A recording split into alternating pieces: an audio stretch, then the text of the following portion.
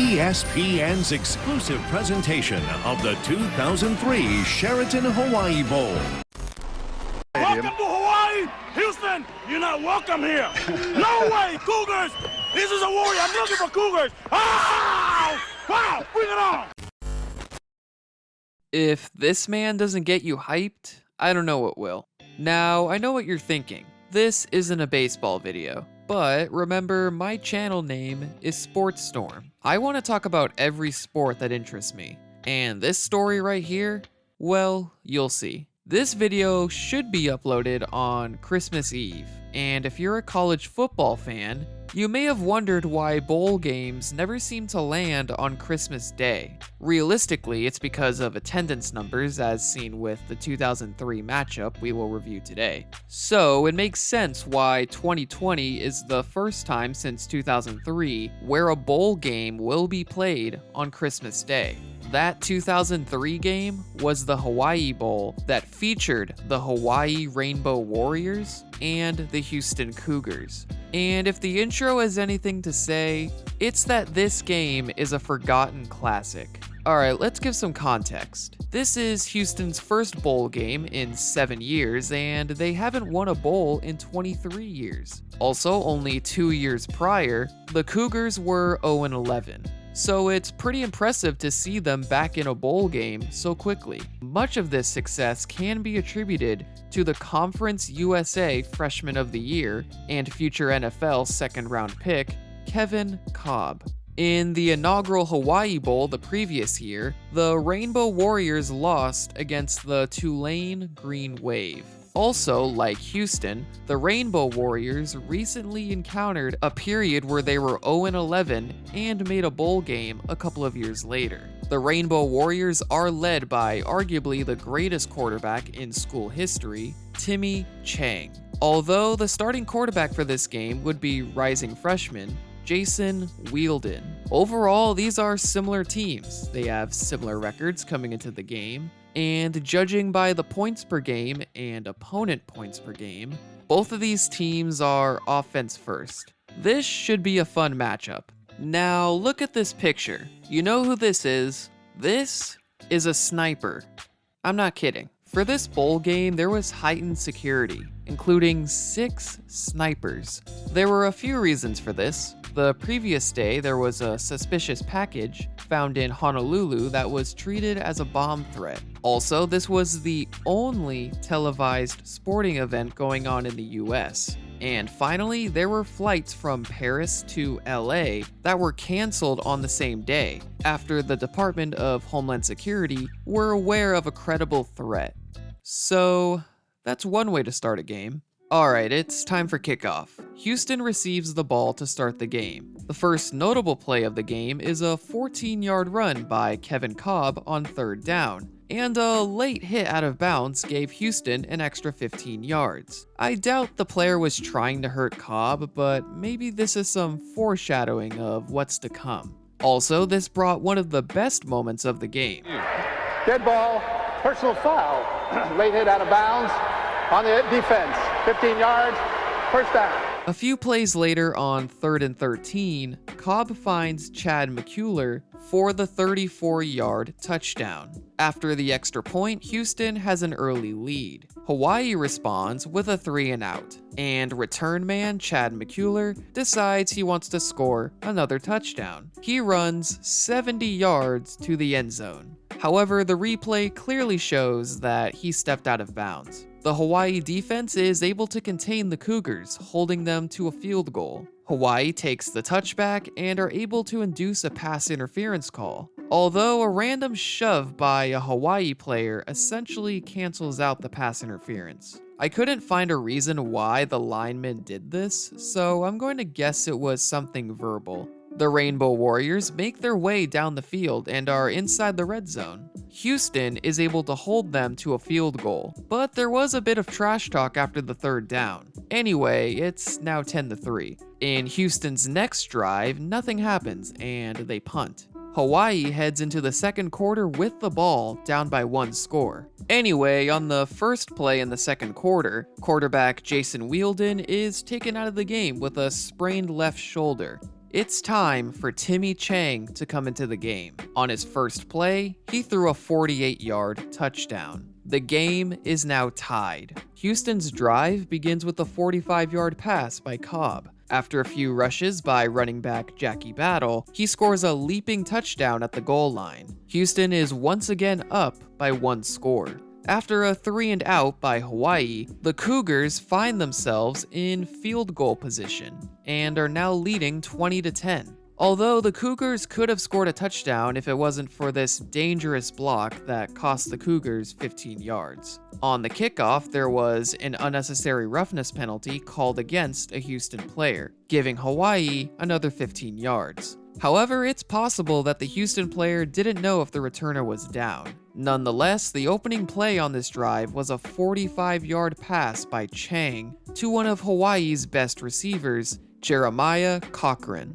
The drive would end with a field goal. It's 20-13. Apart from this botched snap, nothing happens for the rest of the half. Although time ran out with this pretty nice catch. The game goes into halftime with the Cougars winning 20-13. Only a few plays into the second half, Chang finds Cochran open for the 64-yard completion that leads to the game-tying touchdown. For the next 5 drives, nothing really happens. A few minutes later, Hawaii scores a touchdown for their first lead of the game. Hawaii then intercepts a deep pass by Cobb. Chang finds Jason Rivers for the 61-yard reception, but Houston is able to get the ball back with an interception of their own for a nice return. Although, if there is anything in this play that needs to be highlighted, it's this dive by the Hawaii player. Let's see it again. Fantastic. The first play after the interception ended with a bit of a late tackle, which some Houston personnel took exception to, though there was no penalty. A couple of plays later, there was a bit of extra wrestling between the cornerback and receiver. The drive eventually ends with another leaping touchdown by Jackie Battle. The game is now tied at 27. Later, once Chang gets the ball back, he finds a receiver on 3rd and 28 for the first down, throws a shovel pass for another 30-yard gain, and finally ends the drive with a touchdown. The Rainbow Warriors are back in the lead. And actually, this pass would put Chang 3rd all-time in passing yards in NCAA history, at least at the time. Today, he's now listed, he's now in 2nd place. Anyway, the next few drives are full of defensive stops, but let's just admire this ankle breaker that took place during that time period. Fantastic. Also, what's the purpose of this helmet? With 5 minutes left in the game, Hawaii is looking to run out the clock as much as possible. Apart from a random passing play with less than 2 minutes left, they succeed, forcing Houston to start using their 3 timeouts with less than 2 minutes left. The broadcast team is so confident the game is over that they started running SportsCenter advertisements. However, with a minute left on 3rd down in field goal territory, Hawaii decides to throw to the end zone, which stops the clock. Instead of less than 30 seconds on the clock in field goal territory, there's over a minute left. Well, nothing should go wrong as long as the kicker makes the field goal. Oh, no. What do you think happens next? Over the middle to Marshall. Marshall, look out! Vincent Marshall in a foot race to tie the game! Touchdown, Houston! I guess we're heading to overtime. By the way, don't worry, the receiver didn't tear something in his leg. It was just a cramp. This video is getting kinda long, so pause the video if you want to read the overtime rules. Houston won the coin toss and chose to defend first. It didn't take long for Hawaii to get a first down and score a touchdown. Now, Houston has to score a touchdown. Like Hawaii, it didn't take long for Houston to get a first down and eventually find the end zone. It's time for a second overtime. This time, Houston had the pleasure of having to score first. Fortunately, on 3rd and 3, Jackie Battle finds the end zone, and now the pressure is on Hawaii. On the first play, Hawaii nearly gets the touchdown, but Cochran drops the pass, and a false start would make the situation even harder. But as you can figure out with the title of the video, Timmy Chang is able to find the open man for the touchdown. Although the extra point kick was deflected and barely made it through. Now it's time for triple overtime. If you remember the rules, you know that once a third overtime begins, you must attempt a 2-point conversion after a touchdown. Like the first overtime, Hawaii is given the ball first. On the first play, Chang goes for the end zone, but finds no one. On third down, Chang is able to find a receiver for the first down. On the next play, Michael Brewster is able to find the end zone. Now, they need to score 2 points. I may not be a football expert, but I can say that running out the clock is not the ideal play. Chang would end up putting the ball in a player's arms, but it was in the arms of a Houston player. It's a 6-point game. Houston needs to score. On first down, Battle gets a 4-yard gain. On second down, Houston decides to run again, but this results in only 1 yard. Third down, Cobb runs to his right and finds the open man for the first down. Unfortunately, there was a false start.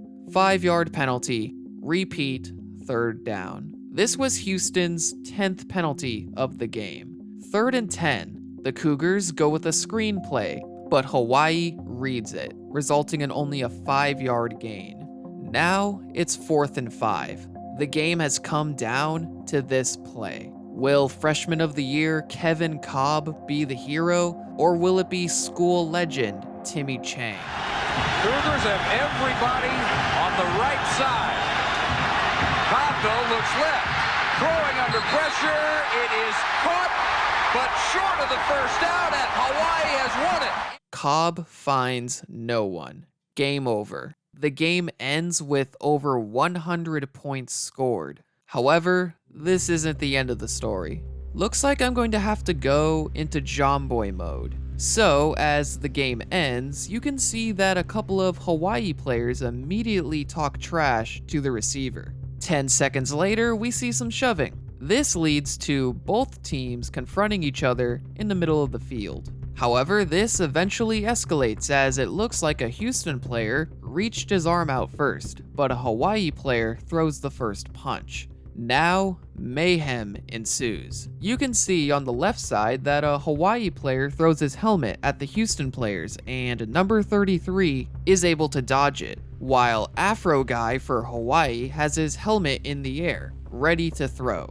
Sure enough, he throws it. However, it looked like a pretty weak throw. Number 33 sees the helmet and picks it up. Though right now, it's just a lot of shoving. But this guy for Hawaii throws his arm at a guy that looks out of his reach, and then a Houston player comes from the right side and leaps into the action, but doesn't really do much. Now, remember number 33?